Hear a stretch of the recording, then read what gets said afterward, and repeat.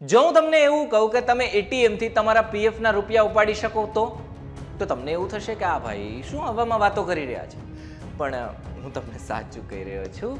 હવે ઈપીએફઓમાં ભારે બદલાવો આવવાના છે અને એટલે જ હું તમને આવું કહી રહ્યો છું. બીજા કયા મોટા મોટા બદલાવો છે આવવાના છે તેના વિશે વિસ્તારે વાત કરવી છે આ વિડીયોમાં. નમસ્કાર, વાઇબ્સ ઓફ ઇન્ડિયા સાથે હું સમીર. એવા સમાચાર આવી રહ્યા છે કે કેન્દ્રની નરેન્દ્ર મોદી સરકાર ભારતના પીએફ એટલે કે પ્રોવિડન્ટ ફંડ સિસ્ટમમાં મોટા ફેરફારો કરવાની તૈયારી કરી રહી છે. આ યોજના કેન્દ્રીય શ્રમ મંત્રાલય કર્મચારીઓના પેન્શન અને ડેબિટ કાર્ડ જેવું જ એટીએમ કાર્ડ જાહેર કરવાની છે યોજના હેઠળ એવો વિચાર ચાલી રહ્યો છે.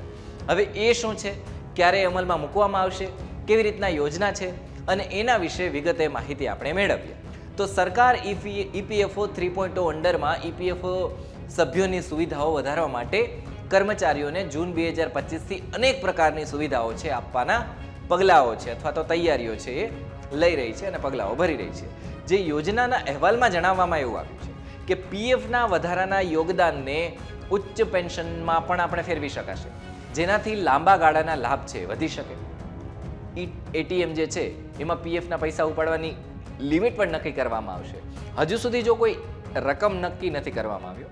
આનાથી તમે એક વસ્તુ કરી શકશો કે જ્યારે તમે નિવૃત્ત થાવ ત્યારે તમારી પાસે રૂપિયા છે ને એ ઘણા બધા રહેશે, અને જો લગ્નમાં કે તમારા દવાખાનામાં કે કામમાં કે કોઈ રૂપિયાની જરૂર પડે તો તમે તમારી પાસે જે કોઈ પણ રોકડ રૂપિયા છે એ રહેવાના છે એટીએમ.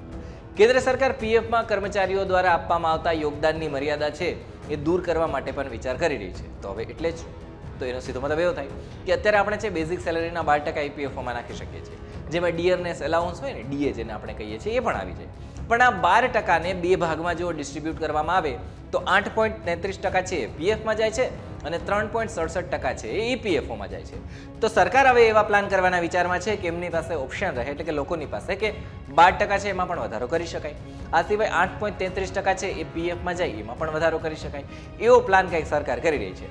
એનો સીધો મતલબ એવો થયો કે વધારે પીએફ જમા થયું તો વધારે પીએફ જમા થાય એટલો સીધો મતલબ શું થાય કે જ્યારે રિટાયરમેન્ટ આવે ત્યારે વધારે ફાયદો મળી શકે, વધારે રૂપિયા મળી શકે. હવે તમને થશે કે આ ઈપીએફઓ 3 છે શું? તો એના પહેલાં તમારે ઈપીએફઓ 1 અને ઈપીએફઓ 2 આ બંનેને પણ સમજવું પડે. હવે ઈપીએફઓ 1 એટલે શું? તો જે તમામ કાગળિયા ઉપર કામગીરી થતી હતી જૂના જમાનાની જેમ, બાબા આદમની જેમ, બધી જ ઈપીએફઓની કામગીરી કાગળિયા ઉપર થતી હતી. પછી સરકારે શું કર્યું કે ઈપીએફઓ 2 લાવી, જેમાં વેબસાઇટ આવી, ડિજિટલ કામગીરી આવી અને એના માધ્યમે તમે અત્યારે રૂપિયા છો એ ઉપાડી શકો છો. હવે સરકાર એનું અપડેટ વર્ઝન લાવવા જઈ રહી છે, જેનું જ નામ છે ઈપીએફઓ 3. ત્યાં તમે એટીએમથી રૂપિયા ઉપાડી શકશો અને પીએફમાં કેટલા રૂપિયા નાખવાના એ પણ નક્કી કરી શકશો. પણ ખાલી એવું નથી, ઉપાડવાના પણ નિયમો રહેવાના છે. જો માની લો કે તમે કોઈ નોકરીએ જતા હો અને તમારી નોકરી છે એ જતી રહે, તો પોતાના પીએફના 75% તમે છે એ 1 મહિના પછી, નોકરી ગયાના 1 મહિના પછી ઉપાડી શકવાના છો. ત્યારે નોકરી નહીં હોય તો ઘર સરખી રીતના ચાલી શકશે. જો કે બાકીના જે 25% વધ્યા ને એ પણ તમે ઉપાડી શકો છો, પણ એ નોકરી ગયાના 3 મહિના પછી, એટલે કે એકવાર ઉપાડે ને એના 2 મહિના પછી ઉપાડી શકો છો.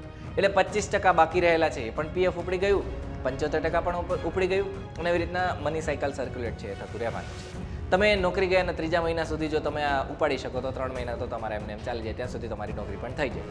જો તમે તમારું પીએફ 5 વર્ષની અંદરમાં ઉપાડશો તો સરકાર ટેક્સ લેવાની છે, એટલે તમારા જ રૂપિયા એના ઉપર મોજ કરશે સરકાર. પણ જો તમે 5 વર્ષ સુધી તમારો પીએફ નથી ઉપાડતા તો સરકાર કોઈ પણ પ્રકારનો કર તમારી પાસેથી નહીં લે. આ હતી તમામ માહિતી ઈપીએફઓ 3.0ની. તમને કેવી લાગી અમને કમેન્ટમાં લખીને જણાવજો.